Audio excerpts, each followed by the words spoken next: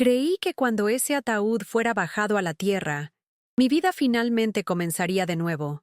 No es que deseara la muerte de mi suegra, nada de eso.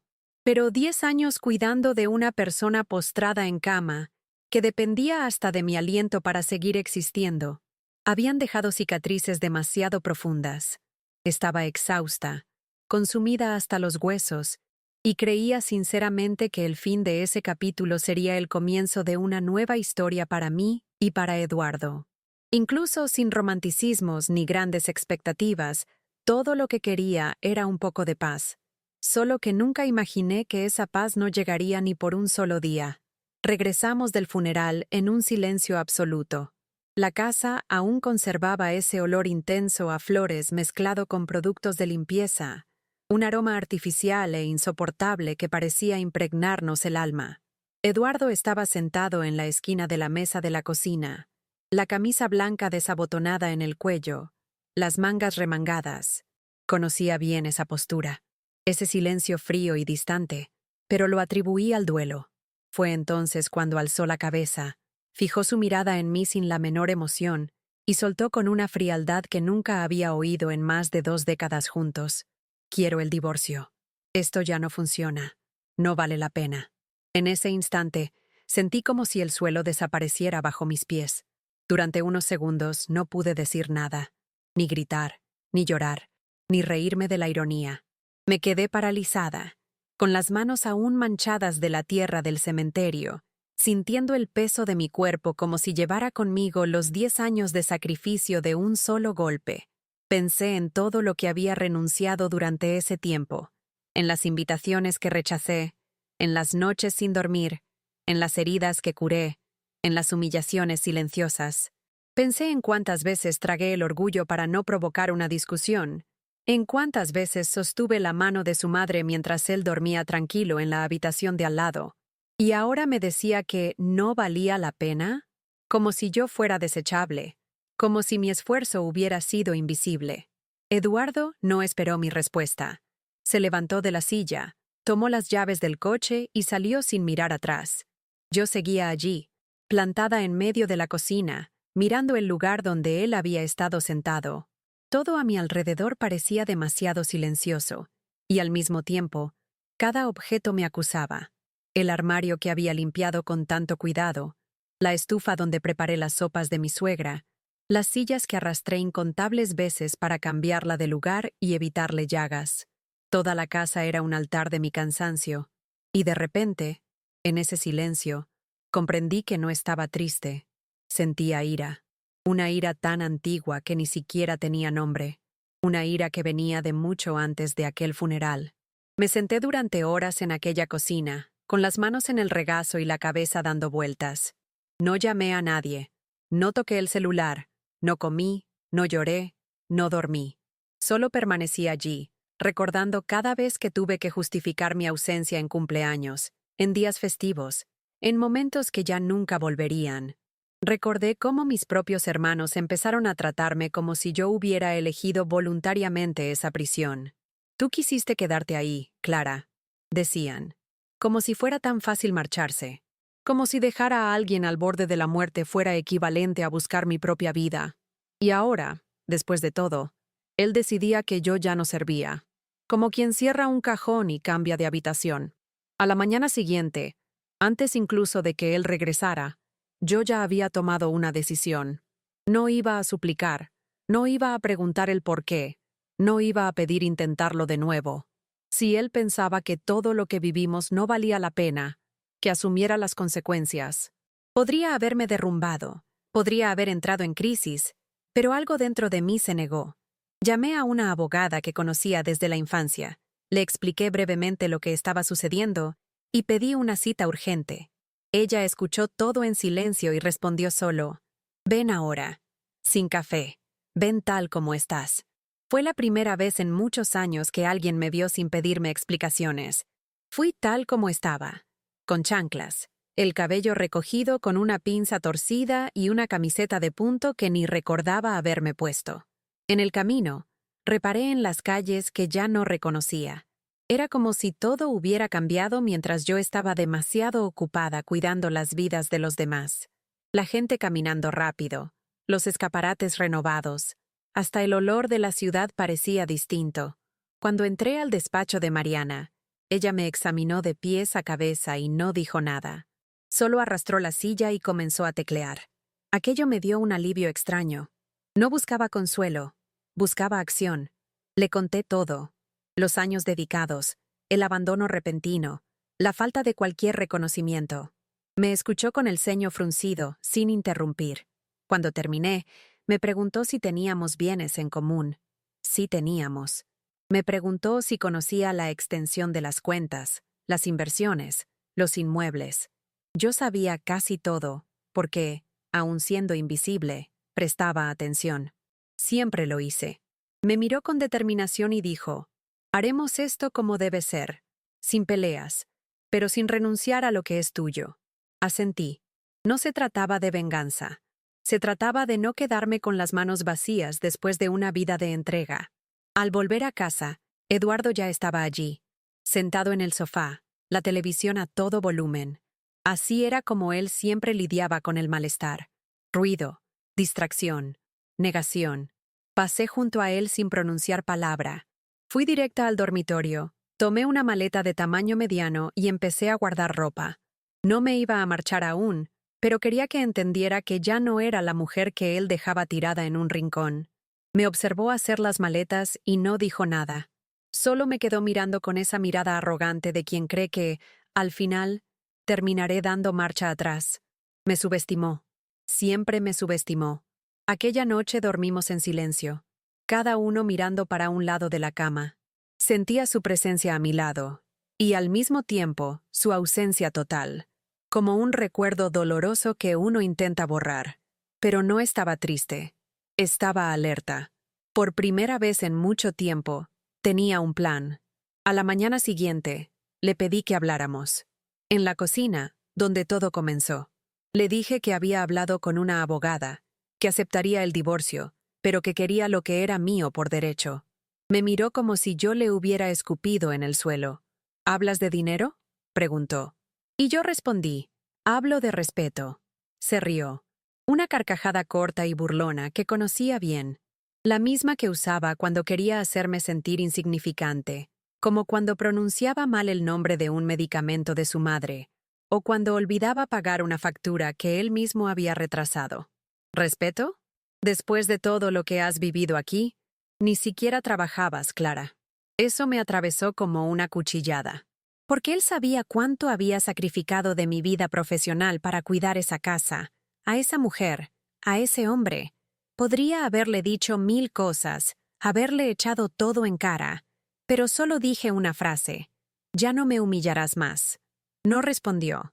Tomó de nuevo las llaves del coche y salió otra vez, como un cobarde que huye antes de la discusión. Pero yo ya no esperaba reconciliación. Aquella conversación era solo un paso necesario. Sabía que a partir de entonces todo cambiaría. Regresé al dormitorio. Abrí el cajón donde guardaba los papeles del apartamento, de los 2 coches y de la cuenta bancaria conjunta. Saqué copias de todo. Las guardé al fondo de la maleta que ya estaba medio preparada. Esa noche cociné únicamente para mí. Él llegó tarde y halló la comida en la olla, fría. Por primera vez, no le preparé su plato. Por primera vez, dormí en paz. Los días siguientes la tensión era palpable. Apenas me hablaba, y cuando lo hacía, sus frases eran secas, casi mecánicas. Trataba de mantener la rutina como si nada ocurriese, pero el silencio entre nosotros resultaba atronador. Yo continuaba allí por estrategia, no por apego. Necesitaba organizar todo antes de irme. Documentos, cuentas, pendientes. Cada día era una despedida silenciosa, y él ni se daba cuenta. O fingía no darse cuenta. El hombre que un día prometió estar conmigo en la salud y en la enfermedad, ahora se refugiaba en una frialdad calculada. Una tarde sofocante, me encontraba en la terraza revisando los papeles del divorcio, cuando escuché un ruido en el dormitorio. Fui y encontré a Eduardo registrando mi maleta. Ni siquiera fingió sorpresa. ¿Planeas huir con la mitad de lo que es mío?, murmuró con voz baja. Lo miré fijamente. No huyo. Me voy. Con la mitad de lo que también es mío. Por primera vez pareció nervioso. Dijo que yo era ingrata, que nadie más habría hecho por él lo que hizo. Entonces me di cuenta de que realmente creía en esa mentira. Quise gritar, escupirle todo en la cara, pero respiré hondo. No valía la pena malgastar energía con quien ya había decidido borrarme de su historia. Solo dije lo estrictamente necesario, que ya había citado la audiencia, que mi abogada lo contactaría y que, de ahora en adelante, toda comunicación sería vía representantes legales. Me miró con desprecio, como si yo fuera una traidora. Aquello me dio un sabor amargo, pero también una extraña sensación de triunfo. Nunca esperó que reaccionara. Siempre creyó que aceptaría en silencio, como había hecho durante años. 2 días después, salí de esa casa. La dejé limpia y ordenada, como si nunca hubiera vivido allí las últimas 2 décadas. Me aseguré de no llevar nada que no fuera estrictamente mío. Él me vio partir con la maleta en la mano y guardó silencio. Se quedó en el pasillo, con los brazos cruzados y la mirada llena de rabia muda. Pero yo también vi su miedo a perder el control, a quedarse solo con su propio vacío. Subí a un taxi sin mirar atrás, no porque ya no sintiera nada, sino porque había sentido demasiado. Fui directamente a un apartamento alquilado que Mariana me ayudó a encontrar. Pequeño, modesto, pero con una terraza donde entraba el sol por la mañana. Era justo lo que necesitaba. Silencio, luz y un espacio solo para mí. La primera noche dormí en el colchón en el suelo, con una manta fina y la maleta cerrada. Pero dormí profundamente, sin el peso de un aliento ajeno recordándome todo lo que había soportado. Desperté con el sonido de la ciudad, y por un segundo no supe dónde estaba. Luego llegó ese alivio. Ya no estaba a la sombra de nadie. La semana siguiente inicié el proceso de separación oficial. Mariana fue impecable. Organizó los documentos, valoró los bienes, redactó las cláusulas. No quería más de lo que me correspondía, pero tampoco aceptaría menos. Como era previsible, Eduardo complicó todo. Alegó que dependía de él, que no había contribuido económicamente. Pero tenían pruebas, registros de cuidados a su madre, facturas de gastos del hogar, incluso los mensajes en los que él mismo me pedía ayuda médica para su suegra. No era solo mi palabra contra la de él, era mi historia entera, documentada en los detalles que él creía invisibles. Mientras el proceso avanzaba, comencé a construir mi nueva vida poco a poco. Un día compré un tendedero, al siguiente, algunas ollas. Luego llegaron los cubiertos, las cortinas, una toalla nueva. Cada pequeña compra era un ladrillo en la reconstrucción de quien yo era, o de quien nunca había tenido oportunidad de ser. Me inscribí en un curso corto de cuidados paliativos, no porque quisiera volver a cuidar a alguien, sino porque quería transformar todo lo aprendido en la tristeza en algo con sentido más allá de ese matrimonio. Por primera vez, mis decisiones no dependían del humor de otro. Eduardo comenzó a enviarme mensajes al darse cuenta de que no iba a volver. Primero fueron fríos, impersonales, con términos jurídicos y veladas manipulaciones emocionales. Luego vinieron los más personales. ¿Vas a tirar todo por la borda? ¿Crees que vivirás mejor sin mí? No respondía. Los borraba uno a uno. Pero los leía, y cada lectura me daba más certeza de estar haciendo lo correcto. Porque, aunque distante, él seguía intentando controlarme con palabras que antes me habrían hecho dudar. Ahora solo reforzaban lo mucho que había crecido al salir de esa casa. Un domingo, 2 meses después de mi partida, sonó el portero eléctrico. Era el conserje, con voz baja y apenada. «Señora Clara, hay un hombre abajo. Dice que es su exmarido». El corazón se me aceleró. No de añoranza, sino de alerta. No esperaba eso. Dudé unos segundos antes de decirle que no bajaría. No quería hablar fuera del marco legal. Por la cámara vi a Eduardo allí, con las manos en los bolsillos, buscando algo. Permaneció casi media hora, sentado en un banco de la calle, encendiendo un cigarro, algo que ni siquiera hacía cuando vivíamos juntos. Parecía perdido. Lo observé en silencio, sin nostalgia, sin intención de reunirme. Era raro ver a alguien que una vez ocupó tanto espacio en mi vida tan fuera de lugar en mi presente. Cuando se marchó, Sentí un alivio físico y me senté en el suelo de la sala, con las manos aún húmedas, y lloré. Pero no de tristeza, era un llanto de liberación. Esa visita inesperada fue la confirmación de que Eduardo palpitaba con el peso de su propio vacío. Tal vez pensó que lo estaba esperando, que yo anhelaba un gesto, una disculpa, alguna migaja de arrepentimiento que me hiciera volver. Pero ya era tarde. Clara, la mujer sumisa y cansada que él conocía, murió el mismo día que enterraron a su madre. No me despedí de ella en aquel funeral, pero cada paso que di después fue un entierro simbólico de la mujer que tuve que ser para sobrevivir allí. Y no la quería de vuelta. A partir de entonces empecé a avanzar con paso firme. Comencé a cuidarme con el mimo que antes prodigaba a los demás. Pedí esa consulta médica que llevaba años aplazando. Me corté el cabello. Corto, práctico, ligero. Compré ropa nueva, aunque poco. Aprendí a cocinar solo para mí, sin obligación de agradar a nadie.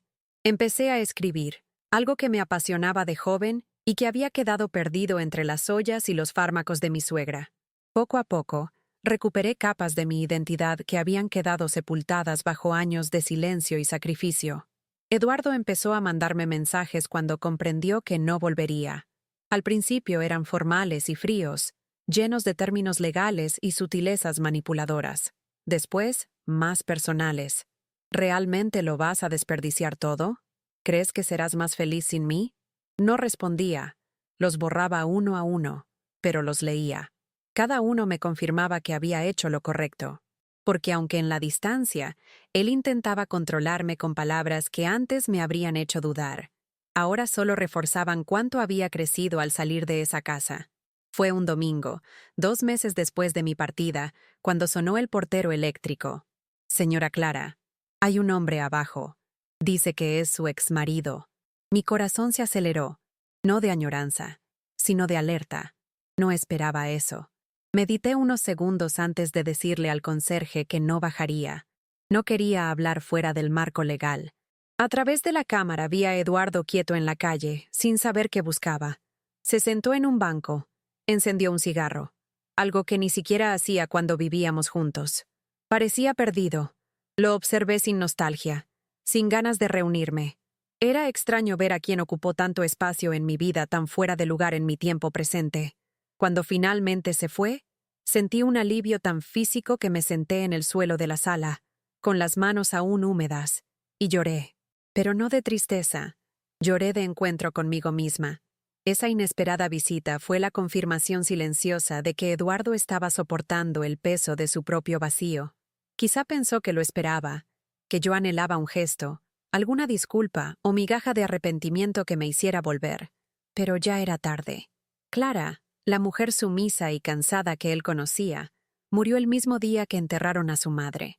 No me despedí de ella en ese funeral, pero cada paso dado después fue un entierro simbólico de quien tuve que ser para sobrevivir allí. Y no la quería de vuelta. Desde ese día comencé a caminar con paso firme.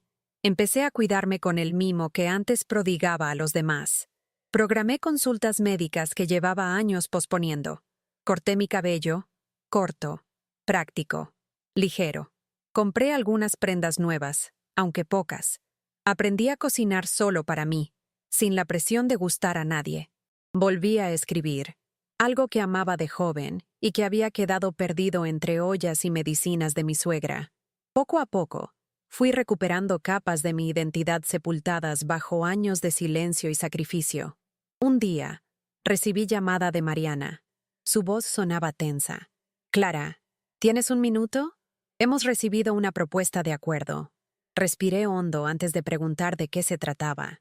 Mariana explicó que Eduardo quería resolver todo rápido, ofreciéndome una parte mínima de los bienes, como si me hiciera un favor. Me dio náuseas. Aún después de todo, él creía poder controlar la narrativa, que bastaba ofrecer lo mínimo para que yo aceptara en silencio, como siempre. Le respondí con la misma claridad que estaba aprendiendo a cultivar. Recházala. Iremos hasta el final. Mariana sonrió al otro lado de la línea. Justo lo que imaginé que dirías. Por primera vez sentí orgullo de mí misma, no por confrontarlo, sino por no ceder al miedo de desagradar. por elegir protegerme, aunque implicara un proceso largo y agotador. Ya no se trataba de lo que ganaría, sino de lo que me negaba a perder. Mi dignidad. Esa, él ya no la tenía. Los meses siguientes fueron una prueba de paciencia. Eduardo intentó 1000 artimañas, alargó plazos, alegó problemas de salud, pidió más tiempo, retrasó audiencias, pero Mariana se mantuvo firme. Y yo también. Cada maniobra suya reforzaba mi convicción. Ya había soportado torturas infinitamente mayores, y nadie lo vio. Ahora, yo era quien veía. Y eso bastaba. La invisibilidad había terminado. Durante una audiencia, todo cambió. Eduardo llegó con su abogado, y al verme, era evidente que ya no me reconocía. Allí estaba yo, erguida, con la voz firme y sin un atisbo de duda. Él lucía empequeñecido, manos temblorosas, ojos bajos. Cuando la jueza preguntó si aceptaba los términos revisados, vaciló. Susurró algo al abogado, pero al final dijo que sí. Era como si aceptara por fin que había perdido. No solo los bienes, sino a la mujer que nunca supo valorar. Salí de la sala con un alivio inexpresable. No era euforia ni triunfo. Era paz silenciosa. Esa sensación que solo entiende quien cargó un peso años. Sabía que quedaban trámites, firmas, autorizaciones, pero en ese momento mi historia con Eduardo estaba oficialmente cerrada. Intentó acercarse al salir del juzgado. Murmuró mi nombre, pero yo seguí caminando. No por orgullo, sino porque detenerme habría sido volver a la oscuridad de la que tanto me costó salir. Regresé al apartamento y me permití respirar. El sol de la terraza iluminaba la alfombra que elegí, las plantas que porto con cariño y el silencio que antes me asustaba y ahora me acogía. Preparé un café fuerte, como me gustaba tomar antes de todo aquello. Me senté en el suelo de la sala con la taza en las manos y reflexioné sobre cuánto me había probado la vida y cómo, a pesar de todo, me había levantado. No con gritos ni con venganza, sino con firmeza, con elecciones y con el coraje de verme más allá del papel de cuidadora, esposa o sombra. Poco a poco, mi rutina adquirió otra textura. Ya no estaba hecha de obligaciones, sino de pequeñas libertades. Ir al mercado y comprar lo que quisiera, cambiar muebles de lugar sin pedir permiso, ver una película entera sin tener que levantarme a dar una medicina o preparar té. Eran gestos sencillos, pero con un valor inmenso tras una década viviendo en función de alguien más. Las noches fueron largas al principio. El silencio parecía gritar, pero pronto ese mismo silencio se convirtió en alivio, porque ahora era mío, solo mío. Fue en esa nueva tranquilidad que empecé a mirarme con más cariño. Compré un espejo grande para el dormitorio. Yo, que evitaba verme, ahora quería contemplar quién estaba allí. Las canas, los ojos profundos, las marcas del rostro. Todo cobraba sentido. Sobreviví. Y más que sobrevivir, seguía entera. Cuando mis amigas supieron de la separación, algunas se alarmaron, otras quisieron entender, pero pocas conocían la magnitud de todo. Porque por fuera parecíamos un matrimonio común. Por dentro, yo era un fantasma. Una tarde lluviosa, mientras organizaba papeles antiguos, hallé una carta que me había escrito años atrás.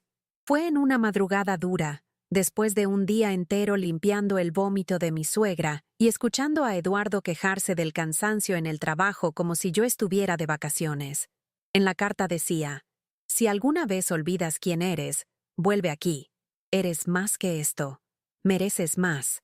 Hoy la escribí llorando, avergonzada de creerme menos. La guardé en un sobre y la olvidé. Leerla ahora, en otro tiempo y espacio, me hizo llorar de otra forma. Un llanto sin desesperación, un llanto de reencuentro, porque me reencontré. Esa mujer exhausta que escribió la carta era la misma que ahora decidía dónde vivir, con quién hablar y qué aceptar. No me convertí en alguien distinto. Simplemente me quité las capas que me hicieron olvidar de mí. Cerré los ojos y agradecí. No a Dios, no al destino, no a Eduardo. Me agradecí a mí misma por no haberme abandonado del todo, por dejar, aunque oculta, una semilla de esperanza en ese papel. Después de eso, comencé a salir más. A veces simplemente a caminar hasta la plaza, otras a tomar un café sola en un sitio nuevo, sentarme a la mesa, pedir algo sencillo, mirar sin prisa. Eso era un lujo para mí.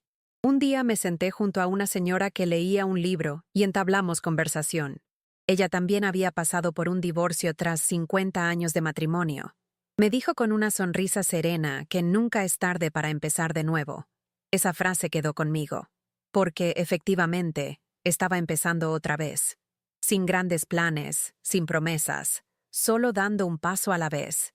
En ese ambiente de reconstrucción, acepté una invitación a un bazar benéfico en la comunidad.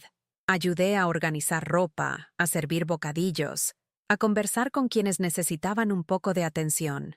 En medio del bullicio, una joven me llamó señora Clara y comentó que parecía alguien que sabe cuidar bien. Eso me hizo reír.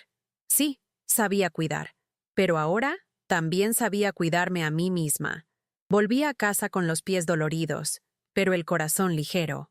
Por primera vez, me sentí útil por elección, no por obligación, y aquello marcó la diferencia. Los mensajes de Eduardo cesaron por un tiempo. Tal vez comprendió que ya no respondería, o tal vez estuvo ocupado con su propia soledad. Pero una noche cualquiera, casi 6 meses después de la separación oficial, recibí una llamada inesperada. Era él. No atendí. Dejé que sonara hasta ir a buzón de voz. Minutos después, llegó un mensaje de voz. Dudé, pero lo escuché. Su tono era distinto, más bajo, menos arrogante. Decía que extrañaba nuestra rutina, que la casa estaba vacía, que a veces aún esperaba verme en la terraza, y al final se disculpaba, pero no sentí nada, ni ira ni pena, solo un cansancio profundo. Ese tipo de agotamiento que surge cuando alguien intenta reparar algo convertido en polvo. No borré el mensaje, pero tampoco respondí. Quedó allí como recordatorio. Tardó demasiado en ver, y cuando vio, yo ya no estaba. Ya era otra. Eso me dio paz, porque no tuve que gritar, ni vengarme, ni probar nada. Mi ausencia habló por sí misma, y por fin supe que no era invisible. Solo estaba rodeada de gente incapaz de mirar. Tiempo después, supe por una amiga en común que Eduardo había intentado contactar a otros familiares, pero ellos también mantenían las distancias. Al parecer, su soledad se volvía cada vez más evidente, y por primera vez, tuvo que enfrentar lo que siempre descargó en otros: el vacío. Supe que vendió la casa y se mudó a un piso más pequeño y distante. No sentí alegría ni pena. Solo entendí: cada cual cosecha lo que siembra. Él pasó años cultivando silencio, desprecio y egoísmo. Mientras tanto, mi vida seguía adelante. Me uní a un grupo de lectura en el centro cultural. Hice amigas vecinas que antes solo saludaba de paso. Intercambié recetas. Planté albahaca en la terraza. Empecé a escribir breves relatos de mi experiencia, no para publicar, sino para desahogarme. Era como sacar las heridas y ponerlas en el papel con calma y honestidad. Descubrí que mi historia era más fuerte de lo que jamás imaginé, y que vivir no bastaba. Quería vivir de verdad. En una de esas reuniones de lectura conocí a Marta, una viuda de años, llena de historias y con una risa contagiosa. Nos acercamos sin prisa, primero por afinidad, luego por esa conexión de almas. Fue gracias a ella que comprendí cuánto me había aislado, aún rodeada de gente. Un día Marta me dijo: «Tienes el aire de alguien que ha vuelto a sí misma». Esa frase resonó en mí durante días, porque era exacto. Había vuelto. Volví a mi esencia, a un modo de vivir más ligero y auténtico. Empecé a fotografiar lo que me hacía bien. Un cielo despejado, un café humeante, mis plantas floreciendo. Me permití momentos sin culpa, dormir más, decir no cuando era necesario, apagar el móvil sin miedo a parecer egoísta. Reaprendí a estar en paz dentro de mi propia piel.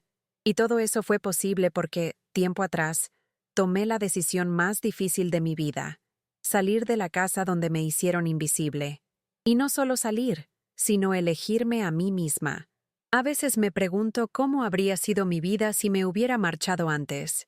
Si hubiera dicho basta ante las primeras señales de desprecio. Si hubiera comprendido que el cuidado también tiene límites. que el amor no sobrevive cuando solo uno se entrega. Pero aparto esos pensamientos, no por huir, sino porque sé que todo tuvo su tiempo. Necesité ese vaciamiento para descubrir que podía llenarme de nuevo, no con lo que el otro esperaba, sino con lo que a mí me hacía sentido. Hoy no cargo arrepentimientos, cargo memorias, y la memoria duele menos que la culpa. A veces veo parejas por la calle y observo sus gestos, un roce suave, una mirada tensa, un silencio incómodo. Aprendí a percibir cosas que antes ignoraba, y también a no juzgar. Cada uno libra sus batallas en casa. Pero si hay algo que deseo para cualquier mujer que lea esto es, no esperes a que alguien te vea para existir. No aceptes ser extensión de otro. El precio de la invisibilidad es demasiado alto. Yo lo pagué con años de mi vida, pero hoy recuperé lo que realmente importa.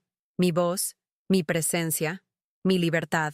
En una mañana fría, casi un año después de todo, me llegó un sobre por correo.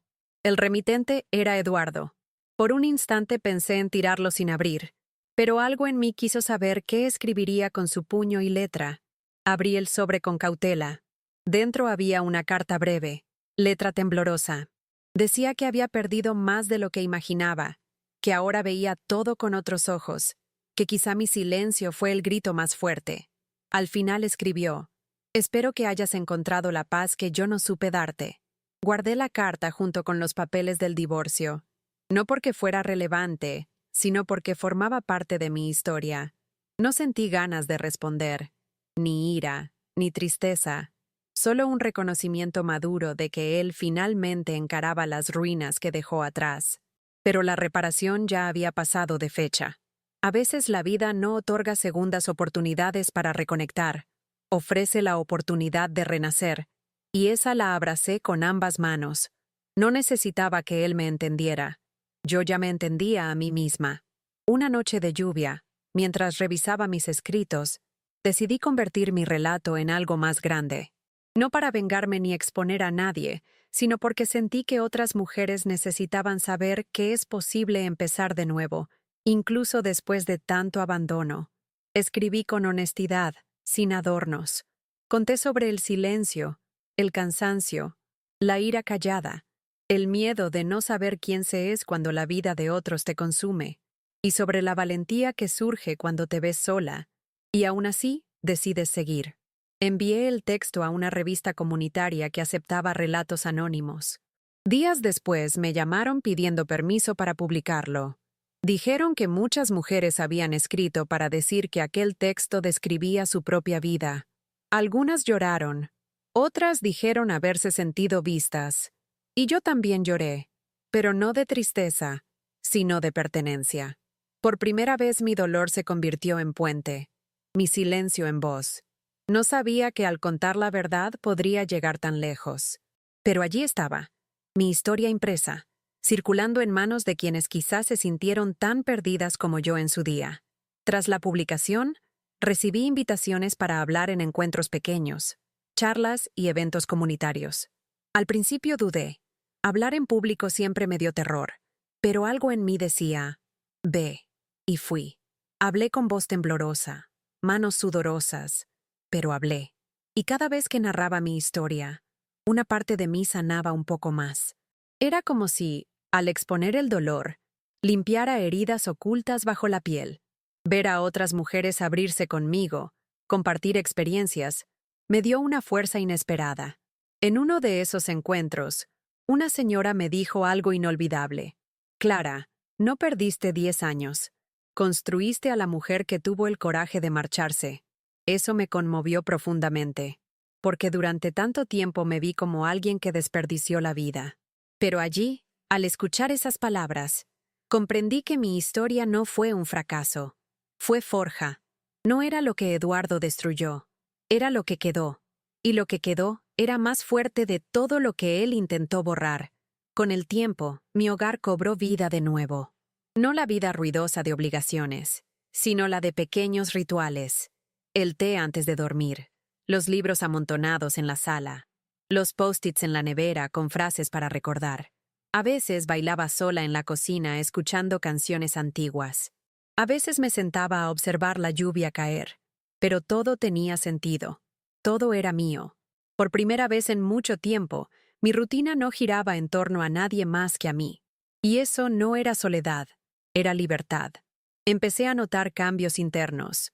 Ya no pedía perdón por existir. No minimizaba mis deseos. No aceptaba planes por compromiso. Aprendí a decir no sin culpa y a decir sí con el corazón. Cuanto más me escuchaba, más me encontraba. Un día me vi al espejo y no vi cansancio. Vi a una mujer viva, plena, lista, y pensé, fue difícil, pero llegué hasta aquí, y llegar hasta aquí, tal como lo hice, era la mejor respuesta a todo lo que intentaron hacerme creer que no era capaz. Hoy, de vez en cuando, el pasado toca a mi puerta. No como nostalgia, sino como recuerdo. Un olor, una melodía, un lugar, pero despierto y veo mi sala iluminada, mis plantas creciendo, mi cuerpo descansado. Y recuerdo, eso quedó atrás, no como un trauma que me persigue, sino como un ciclo concluido. Y cada memoria, por más pesada que sea, me recuerda de dónde vine y por qué nunca quiero volver. Una vez coincidí con Eduardo en la calle. Fue breve, inesperado.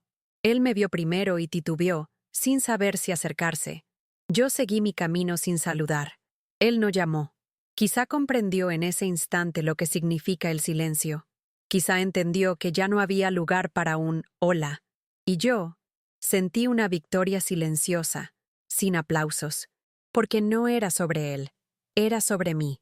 Cuánto caminé, cuánto me reconstruí, íntegra y firme. Desde ese día, nunca más lo volví a ver, ni en las calles, ni en redes sociales, ni en recuerdos insistentes. Fue como si desapareciera de mi presente, quedando solo en los capítulos ya escritos. Y eso me bastó. No deseé mal ni noticias. Aprendí que algunas historias no necesitan continuación, sino un punto final. Yo puse ese punto con firmeza, lucidez, y con todo lo que me quedó tras el caos. Hoy, si alguien me pregunta por mi pasado, respondo con la misma calma con que miro al frente. Ya fue. Muchos me llaman valiente. No sé si es valentía. Quizás sea supervivencia. Quizás sea amor propio tardío. Lo cierto es que tuve que perder casi todo para ganar lo que tengo ahora. Paz. Esa paz no vino de un milagro, ni de un nuevo amor, ni de un desenlace de novela. Surgió del esfuerzo diario por elegirme, por sostenerme en pie cuando todo empujaba al suelo, por decir basta cuando nadie lo esperaba, por reaprender a ser dueña de mí. Y es esa elección la que llevo conmigo cada día, incluso cuando duele o cuando nadie nota. Mi historia ya no es una herida abierta, sino una cicatriz. Y como toda cicatriz, a veces tirita, arde con el frío o aparece cuando menos espero. Pero también me recuerda que sobreviví, que llegué al fondo y regresé, que nadie más me callará ni me hará olvidar quién soy. Volver a vivir tras tanto abandono es como reaprender a caminar con mis propias piernas. Uno tropieza, duda, pero avanza.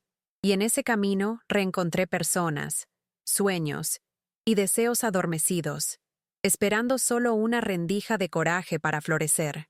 No idealizo mi futuro ni confecciono listas de metas. Lo que hago ahora es estar presente, cuidar de mí como cuidaba de otros, sin prisa y con atención. Celebrar cada pequeña conquista, como montar un mueble sola o cambiar una bombilla sin temor. Cosas simples, quizás, pero que para mí tienen el valor de la libertad. No necesito validación ni aprobación. Sé que soy suficiente. Y esa certeza, construida día tras día, con silencio, caídas y nuevos comienzos, nadie me la quitará.